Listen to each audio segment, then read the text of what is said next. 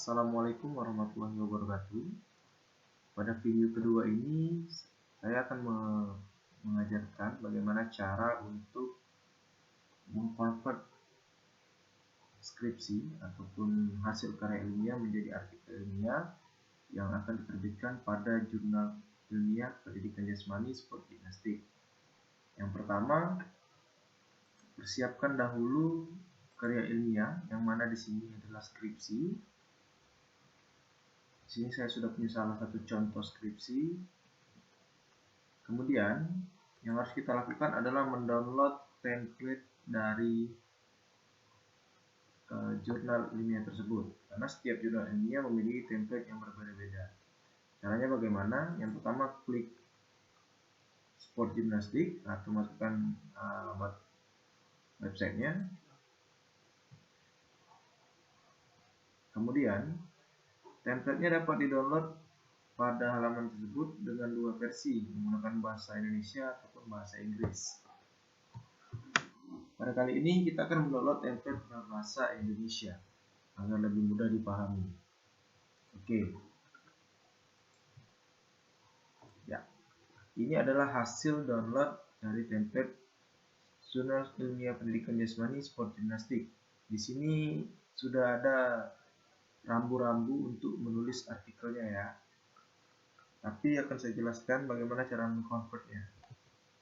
Seperti yang sudah dituliskan pada buku pedoman, bahwasanya ada 8 komponen atau 8 item yang harus ada dalam artikel ilmiah. Dan bagaimana cara menulisnya itu sudah dijelaskan dalam buku pedoman. Yang pertama, judul. Di sini dijelaskan bahwa judul hendaklah ringkas dan informatif, tidak lebih dari 15 kata, dengan format Times New Roman dengan font 12. Oke, sekarang kita convert dari skripsi menuju artikel ilmiah. Bisa dilihat di sini judulnya tidak sampai 15 kata, artinya judulnya bisa langsung kita copy paste ke template-nya.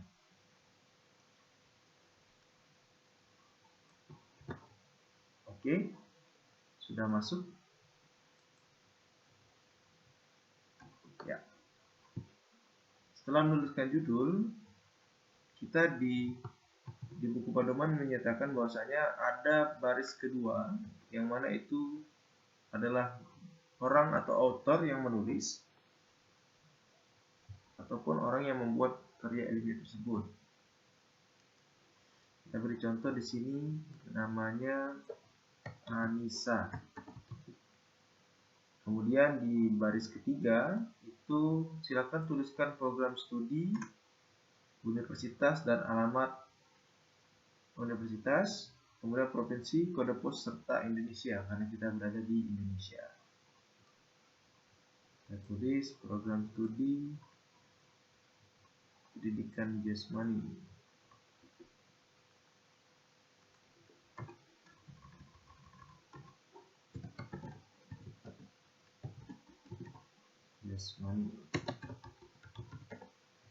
Universitas Bengkulu.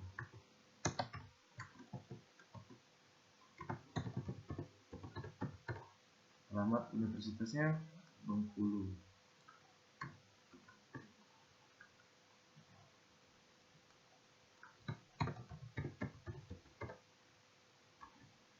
Setelah itu kode pos dan negara.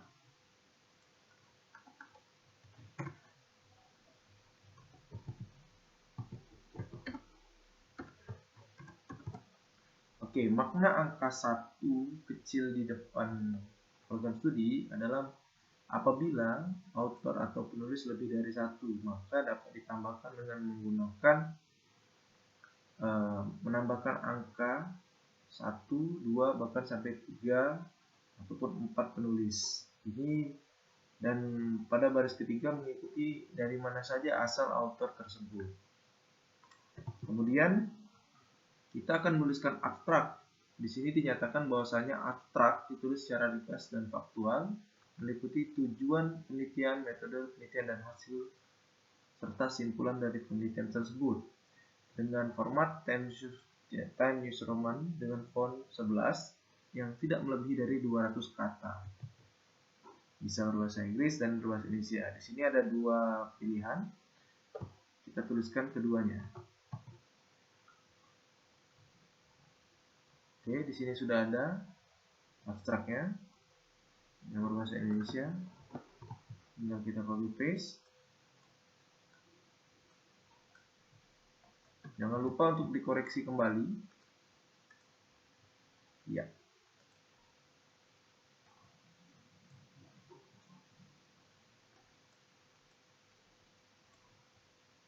Oke.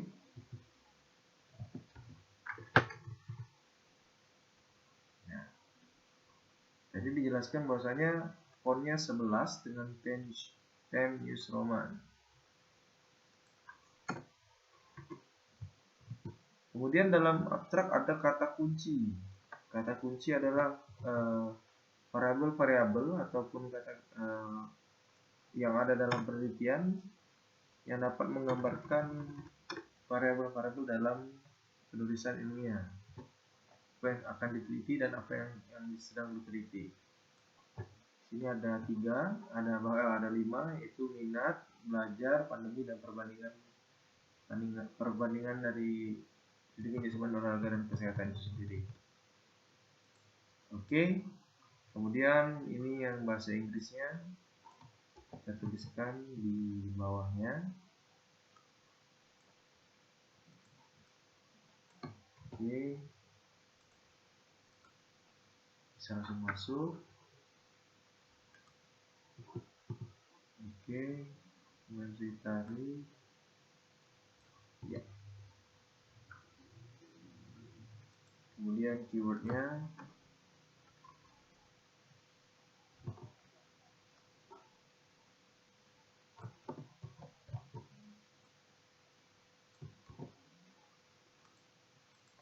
ya.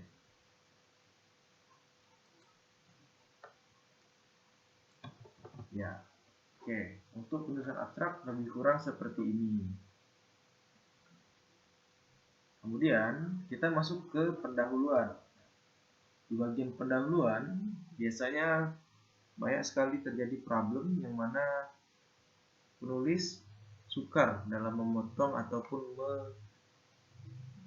mengkonvert dari skripsi ataupun karya ilmiah menjadi artikel ilmiah.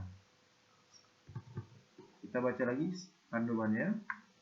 Pendahuluan mengantarkan pembaca pada topik utama, latar belakang atau pendahuluan menjawab mengapa penelitian atau kajian dilakukan, apa yang dilakukan peneliti terdahulu, ataupun artikel ilmuwan yang sedang berkembang. Kemudian hindari sub di dalam pendahuluan. Selanjutnya pendahuluan hendaklah mengandung latar belakang masalah dan tujuan penelitian. Persentase panjang halaman pendahuluan antara 15 sampai 20% dari panjang keseluruhan sebuah manuskrip, dan rujukan ditunjukkan dengan menuliskan nama ataupun nomor tahun yang sedang disitasi. Formatnya menggunakan Times New Roman dengan font 12 dengan rata kanan kiri spasinya 1,5. Oke, saya berikan contoh langsung. Tadi dikatakan bahwasanya pendahuluan itu berisi latar belakang, kemudian tujuan penelitian, ya, kemudian manfaat,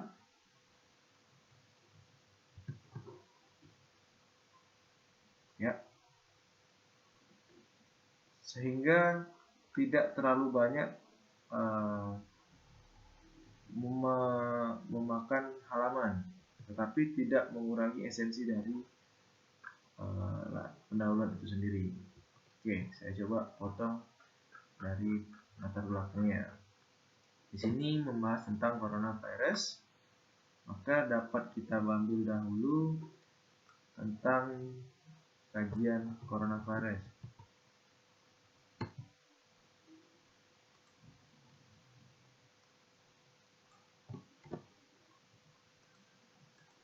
Ya.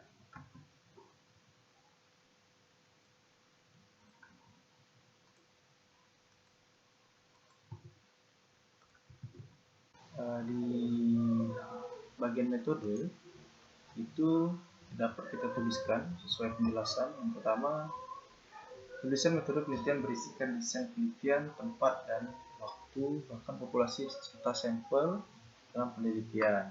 Di template sport gimnastik digunakan font Times New Roman dengan ukuran font 12, dia dipisah dengan spasi 1,5.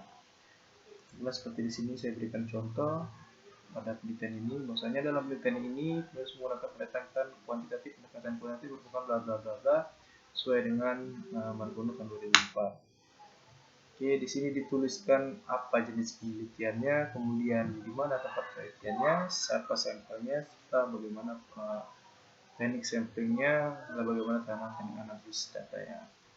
Nah, di sini ada contoh teknik pengumpulan datanya, yang mana itu masuk ke dalam bagaimana cara menulis metode penelitian dalam artikel ilmiah. Di sini ada kisi-kisi instrumennya, kemudian teknik analisis data, sampai dengan uji-uji statistik yang dipakai. Kemudian kita beranjak ke hasil, yang mana hasil penelitian terdiri atas statistika deskriptif, hasil uji asumsi, dan hasil uji hipotesis.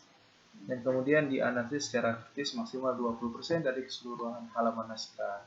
Dibabarkan secara berurutan atau terpadu dengan font Times New Roman 12 ukurannya serta spasinya 1,5. Kemudian hasil penelitian dapat didukung dengan tabel grafik atau gambar sesuai kebutuhan untuk memperjelas menyiapkan hasil secara verbal. Selanjutnya bagian C, judul tabel dan grafik atau keterangan di gambar disusun dalam bentuk fase atau bukan kalimat secara ringkas. Di D, keterangan grafik atau gambar diletakkan di bawah gambar atau grafik tersebut, sedangkan judul tabel diletakkan di atas. Judul diawali dengan huruf kapital. Selanjutnya, pada umumnya penulisan hasil penelitian tidak menggunakan bahasa statistik seperti signifikansi, difference, treatment, dan lain-lain. Hindari copy dan paste tabel hasil analisis statistik langsung dari software pengolahan data statistik. Oke, nah di sini bahwasanya kalau bisa hasil ini dituliskan secara ringkas atau tidak bertele-tele bagaimana hasilnya dalam penelitian tersebut. Kemudian statistika penulisan untuk pembuatan tabel itu dilihat bagaimana tabel itu memiliki judul di atas dengan awal kalimat huruf kapital, dan juga dihindari bagaimana mengcopy paste hasil analisis data dari aplikasi software analisis data, ya ini terpotong bisa ini. Kemudian setelah hasil ada sebab lanjutan yaitu pembahasan. Cara penulisan pembahasan adalah penjelasan mengenai hasil penelitian dikaitkan dengan hasil-hasil penelitian sebelumnya, dianalisis secara kritis dan dikaitkan dengan literatur terkini yang relevan. Oke, jumlah halaman maksimal 30-40% dari keseluruhan halaman naskah. Artinya ini dari artikel tersebut pembahasan adalah salah satu jumlah halaman yang paling banyak karena 30-40% dari keseluruhan halaman. Kemudian paparan bagian pembahasan berisi pemberian makna secara substansial terhadap hasil analisis perbandingan dengan temuan-temuan sebelumnya berdasarkan hasil kajian pustaka yang relevan, mutakhir, dan primer. Jangan mengulang menulis angka-angka statistik dalam pembahasan. Jika akan menekankan hasil yang diperoleh, sebaiknya sajikan dalam bentuk lain, yakni deskripsi. Materi pembahasan terutama mengupas apakah hasil yang didapat sesuai dengan hipotesis atau tidak, dan dikemukakan argumentasinya. Hindari kutipan langsung, sitasi hasil penelitian atau pendapat orang lain hendaknya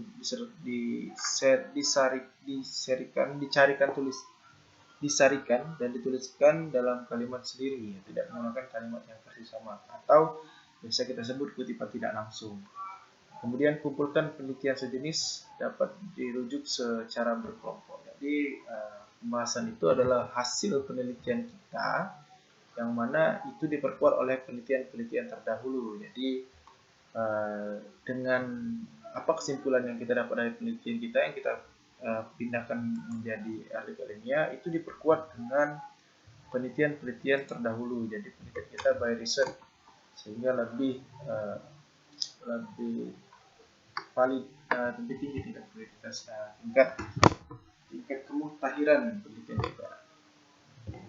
Yang terakhir adalah pembuatan kesimpulan, yang mana kesimpulan adalah hendaknya merupakan jawaban dari atas pertanyaan penelitian yang disajikan secara deskripsi pada bab 1 tadi. Maksimalnya 1 halaman, dituliskan sepanjang 1 paragraf dalam bentuk esai, tidak dalam bentuk numerikal. Jadi diusahakan diuraikan, tidak lagi berbentuk angka. Kemudian saran boleh dimasukkan di dalam kesimpulan berisi saran untuk penelitian lanjutan atau praktik di lapangan. Jadi setelah diberikan, jika pertanyaan ada 3, silakan masukkan 3 hasil kesimpulan, yang mana jika tadi di kesimpulan dia dibahas presentasenya lengkap dengan runtut datanya, di sini cukup dideskripsikan dengan jelas, lugas, sehingga tidak membuat kesimpulan itu bertele-tele. Oke. Nah, di beberapa template jurnal ada yang mencantumkan saran dan ada juga yang tidak. Di sport gimnastik salah satunya ada yang menyantumkan saran di akhir kesimpulannya. Namun saran menjadi sebuah opsional bagi penulisan karya artikel ilmiah. Oke. Selanjutnya penulisan daftar pustaka. Seperti kita ketahui bersama, penulisan daftar pustaka dalam artikel ilmiah tidak jauh berbeda dengan penulisan artikel daftar pustaka pada penelitian ataupun skripsi teman-teman sekalian. Jadi jika teman-teman pada karya ilmiahnya memasukkan seluruh kutipan yang sudah dikutip dalam skripsinya menggunakan beberapa aplikasi software referensi, pada artikel ilmiah masukkan saja yang termasuk dalam kutipannya. Jadi yang tidak masuk dalam kutipannya tidak usah dimasukkan, tidak perlu kita masukkan. Jadi yang biasanya di skripsi itu sampai berpuluh-puluh kutipan hasil stasi, jika di-convert menjadi artikel ilmiah biasanya tidak akan sebanyak karya ilmiah pada teman-teman sebelumnya seperti skripsi ataupun tesis, sebab yang kita kutip itu tidak hampir seluruhnya tidak hampir menyeluruh mengambil kutipan yang ada dalam skripsi kita sebelumnya. Ya, jadi itulah bentuk tutorial pembuatan artikel ilmiah. Selanjutnya kita akan bahas bagaimana cara untuk mereview sebuah artikel ilmiah pada video berikutnya. Saya akhiri, wabillahi taufiq wal hidayah. Wassalamualaikum warahmatullahi wabarakatuh.